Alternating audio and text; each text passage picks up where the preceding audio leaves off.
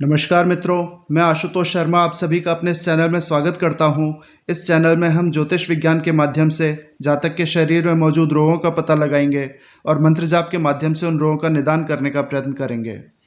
अगर आपने अभी तक मेरे इस चैनल को सब्सक्राइब नहीं किया है तो आप इसे अभी सब्सक्राइब कीजिए, और अगर आप चाहते हैं मेरे वीडियोज़ अपलोड होते ही आप तक पहुँच जाएँ तो बेल आइकन को भी दबा दीजिए। अगर आप चाहते हैं मेरे इस प्रयास से अधिक व्यक्ति स्वास्थ्य लाभ प्राप्त कर सकें तो मेरे इस चैनल को और मेरे इन वीडियोस को अधिक से अधिक शेयर करें। मैं आपके लिए आवश्यक वीडियोस की लिंक अपने प्रत्येक वीडियो के डिस्क्रिप्शन में लिखता हूं। आप उन वीडियोस को देखें और मंत्र जाप करना सीखें। अगर आपको वीडियोस एक बार देखने में समझ नहीं आए तो आप उन्हें पुनः देखें। फिर भी कोई बात समझ में नहीं आए तो आप कमेंट बॉक्स में कमेंट करें। मैं आपकी यथासंभव मदद करने का प्रयत्न करूंगा। आप ऋषि पाराशर कृत लघु पाराशरी पर विश्वास कर मेरे निर्देशन में बताए गए मंत्रों का विधि विधान पूर्वक जाप करें, आपको अवश्य लाभ होगा। परमपिता परमात्मा आपका कल्याण करें। जय श्री राम। आज हमारी चर्चा का विषय है नाड़ी दोष। आज हम नाड़ी दोष पर चर्चा करेंगे। बहुत से लोगों के मन में प्रश्न बार बार उठता रहता है, आखिर नाड़ी दोष होता क्या है, यह शादी विवाह के संबंध में क्यों देखा जाता है और इसका मनुष्य के ऊपर प्रभाव क्या पड़ता है। तो आज हम नाड़ी दोष को जानेंगे विज्ञान के नजरिए से। देखिए, हम नाड़ी दोष पर चर्चा करें उससे पहले हम नाड़ी को जान लेते हैं। किसी मनुष्य के अंदर इन 3 प्रकार की नाड़ियों में से कोई एक प्रकार की नाड़ी हो सकती है। पहली आदि, दूसरी मध्य और तीसरी अंत्य। इनमें से एक नाड़ी वात को रिप्रेजेंट करती है, दूसरी कफ को रिप्रेजेंट करती है और तीसरी पित्त को रिप्रेजेंट करती है। अब ये शादी के संबंध में इसलिए देखा जाता है, शादी सिर्फ शादी नहीं है, यह 2 लोगों का आपस में मिलना है और 2 लोगों का आपस में मिलकर एक नए भ्रूण को बनाना है। और शादी का जो संस्कार है, विवाह संस्कार, इसे एक धर्म माना गया है। धर्म किस लिए माना गया है? इस धर्म के तहत इस संसार को आगे बढ़ाने की प्रक्रिया को शुरू करना है। अगर इस संसार को आगे बढ़ाना है, एक नए भ्रूण की उत्पत्ति होनी है, तो वो भ्रूण स्वस्थ और पूर्ण होना चाहिए, उसमें किसी प्रकार की कोई कमी ना रहे। हर मनुष्य का धर्म और कर्तव्य है कि उसके द्वारा जो वंश वृद्धि हो, जो उसके द्वारा भ्रूण बने, वो एक पूर्ण भ्रूण हो, स्वस्थ भ्रूण हो, उसमें किसी प्रकार की कोई कमी या रोग ना हो। इस रोग, कमी या अपूर्णता को दूर करने के लिए हमारे ऋषि मुनियों ने नाड़ी मिलान को आवश्यक माना है। इस नाड़ी मिलान के माध्यम से हम पता कर सकते हैं कि आगे आने वाली जो पीढ़ी होगी वो किस प्रकार की होगी, उसमें कहीं कोई ऐसी कमी तो ना हो जिससे आगे चलकर उस मनुष्य को परेशानी का सामना करना पड़े। आज आप देखते हैं कि बहुत तरह के रोग प्रचलन में हैं जिनका पहले कभी नाम भी नहीं सुना होगा, जैसे थैलेसीमिया। इसका पहले कहाँ नाम सुना था? अगर विवाह से पहले नाड़ी दोष को ध्यान में रखा जाए और गोत्र बचाने को ध्यान दिया जाए तो इस प्रकार की बीमारियां आए ही नहीं। अब कई बार देखा गया है, एक ही नाड़ी के लोगों का ब्लड ग्रुप भी सेम होता है। तो ये क्या है? देखिए, ये जो है बहुत उन्नत विज्ञान है, बस फर्क इतना सा है कि हमने इस विज्ञान को माना नहीं, अपने जीवन से नहीं जोड़ा। अगर हमने इसे अपने जीवन से जोड़ा होता, नाड़ी दोष पर ध्यान दिया होता, गोत्र बचाने पर ध्यान दिया होता, तो ऐसी बीमारियां चलन में नहीं आती। अब बात करते हैं नाड़ी की। नाड़ी के 3 प्रकार हैं, आदि, मध्य, अंत्य। अब आदि जो नाड़ी है इसका स्वभाव गर्म है, मध्य नाड़ी है इसका स्वभाव सम है और अंत्य जो नाड़ी है इसका स्वभाव ठंडा है। अब 2 जीव अगर इस तरह के मिले हैं जिनकी नाड़ी गर्म स्वभाव की है और वे एक नए भ्रूण की उत्पत्ति करना चाहेंगे, तो उनके द्वारा उत्पन्न किए गए भ्रूण में इतना टेम्परेचर हो जाएगा कि वो बस्ट हो जाएगा, वो भ्रूण बन ही नहीं पाएगा। अब हम बात करते हैं दूसरी नाड़ी की, जिसका स्वभाव ठंडा है। अगर 2 जीव जिनकी नाड़ी का स्वभाव ठंडा है तो भ्रूण बनने के लिए जितना तापमान चाहिए उतना तापमान मिल नहीं पाएगा और वो भ्रूण बन ही नहीं पाएगा।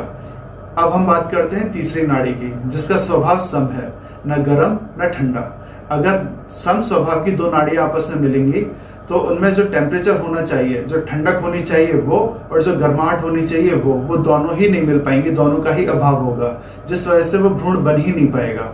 एक अच्छा भ्रूण बनने के लिए जरूरी है कि एक की नाड़ी गर्म स्वभाव की हो तो दूसरी नाड़ी ठंडे स्वभाव की हो। अगर एक की नाड़ी ठंडे स्वभाव की है तो दूसरी की नाड़ी गर्म स्वभाव की होनी चाहिए। अगर एक की नाड़ी सम स्वभाव है, न गर्म न ठंडा, तो दूसरी नाड़ी को या तो गर्म स्वभाव का होना चाहिए या ठंडा स्वभाव का होना चाहिए। अगर ये नाड़ियां विपरीत होती हैं तो एक अच्छे भ्रूण का निर्माण होता है। अगर हम आयुर्वेद की दृष्टि से देखें तो 2 नाड़ियां जिनमें पित्त और पित्त की अधिकता है तो जो भ्रूण बनेगा उसे पित्त संबंधी विकार होंगे। अगर दो नाड़ियां जिनमें वात और वात की अधिकता है, जो नया भ्रूण बनेगा उसमें वात संबंधी रोगों की अधिकता होगी। और जो दो नाड़ियां जिनमें कफ और कफ की अधिकता है, जो वो नया भ्रूण बनाएंगे उसमें फिर कफ की अधिकता होगी।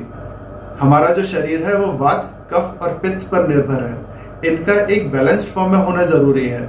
इसे बैलेंस्ड फॉर्म में रखने के लिए ही नाड़ी दोष पर ध्यान दिया गया है। देखिए, नाड़ी दोष देखना दकियानुसी बात नहीं है, ये बहुत उन्नत विज्ञान है।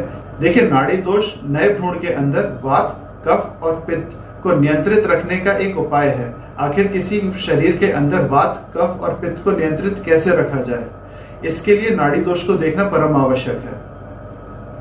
आप अगर देखना चाहें तो दो व्यक्ति जिनकी सेम नाड़ी है, उनका ब्लड ग्रुप भी आपको सेम ही मिलेगा। तो ये बहुत उन्नत विज्ञान है, इसे ऐसे ही नहीं नकार सकते। अब बात करते हैं नाड़ी दोष के निवारण की।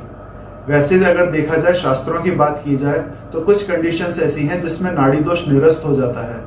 आपको अगर नाड़ी दोष देखना है या दो कुंडलियां आपस में मिलानी है तो आप सिर्फ नाड़ी के 8 अंक में से 0 अंक देखकर इस निष्कर्ष पर ना पहुंचे कि इस जोड़े में नाड़ी दोष लग गया है। कई कंडीशंस ऐसी होती हैं जिसमें नाड़ी दोष निरस्त हो जाता है। इसके लिए एक डीप स्टडी की जरूरत है।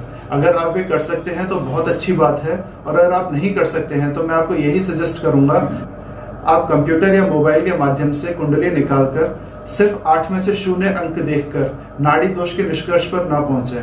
आप किसी प्रबुद्ध ज्योतिषी से संपर्क करें, उन्हें कुंडली दिखाएं और जाने कि इसमें नाड़ी दोष है या नहीं। तो आप किसी अच्छे ज्योतिषी की सलाह लें, ये जाने कि इसमें नाड़ी दोष लग भी रहा है या नहीं लग रहा है। कई बार हम अज्ञानतावश अच्छे रिश्तों को नकार देते हैं सिर्फ अधूरे ज्ञान की वजह से। देखिए, अधूरा ज्ञान जो है वो हमेशा जी का जंजाल रहा है। अगर आपको ज्ञान ही प्राप्त करना है तो आप पूरा ज्ञान प्राप्त कीजिए, आप अधूरा ज्ञान प्राप्त मत कीजिए। इसके अलावा सबसे जरूरी बात, अगर फिर भी कहीं आपको नाड़ी दोष दिखता है, कोई अच्छे ज्योतिषी आपको बताते हैं कि इन दोनों में नाड़ी दोष है और फिर भी विवाह करना है, तो आपके पास सिर्फ और सिर्फ एकमात्र उपाय है जिससे नाड़ी दोष दूर हो सकता है। वो उपाय है ध्यान योग। आप ध्यान योग के माध्यम से अपनी नाड़ियों को एक बैलेंस्ड फॉर्म में ला सकते हैं। अगर दोनों की नाड़ियां गर्म स्वभाव की हैं तो उन्हें ठंडे स्वभाव पर लाया जा सकता है। अगर दोनों नाड़ियां ठंडे स्वभाव की हैं तो उन्हें गर्म स्वभाव पर लाया जा सकता है। और अगर दोनों की नाड़ियां सम स्वभाव की हैं तो उन्हें गर्म और ठंडे स्वभाव पर लाया जा सकता है, जैसे कि भ्रूण को आवश्यकता हो। उस आवश्यकता के अनुसार उन नाड़ियों को बदला जा सकता है। लेकिन इसका सिर्फ और सिर्फ एक ही उपाय है और वो ध्यान योग है। मेडिटेशन से अच्छा उपाय और कुछ भी नहीं है। मैं आपको यही सजेस्ट करूंगा। पहली बात तो मैं ये सजेस्ट करूंगा कि नाड़ी दोष को समझें, देखें। अगर नाड़ी दोष लग रहा है तो विवाह के संबंध में आगे ना बढ़ें। आप अपनी तरफ से किसी निष्कर्ष पर ना पहुंचे, किसी अच्छे प्रबुद्ध ज्योतिषी से संपर्क करें, उनसे परामर्श लें। वे अगर बता दें कि नाड़ी दोष निरस्त हो रहा है, क्योंकि देखिए 12 राशियां हैं, 12 राशियों में से 10 राशियां ऐसी हैं जिनमें नाड़ी दोष निरस्त हो सकता है, और 14 नक्षत्र ये ऐसे हैं जिनमें नाड़ी दोष निरस्त हो सकता है। अगर आप इनकी जानकारी लें तो आपके लिए बहुत अच्छा रहेगा। नहीं तो आप किसी अच्छे ज्योतिषी से परामर्श लें और नाड़ी दोष को देखें। फिर भी अगर आपको कहीं कुछ लग रहा है तो आप अपने आप को ध्यान योग से जोड़ें। आप मेडिटेशन करें, ध्यान योग करें, ध्यान लगाना सीखें, और जो जातक जिनकी शादी होने वाली है वो अपने आप को ध्यान से जोड़ें, वे मेडिटेशन करें और अपनी नाड़ियों को एक बैलेंस्ड फॉर्म में लेके आए। आप ऋषि पाराशर कृत लघु पाराशरी पर विश्वास कर अपने आप को ध्यान योग से जोड़ें, आपको अवश्य लाभ होगा। परमपिता परमात्मा आपका कल्याण करें। जय श्री राम। अगले वीडियो में हम जल्दी मिलेंगे।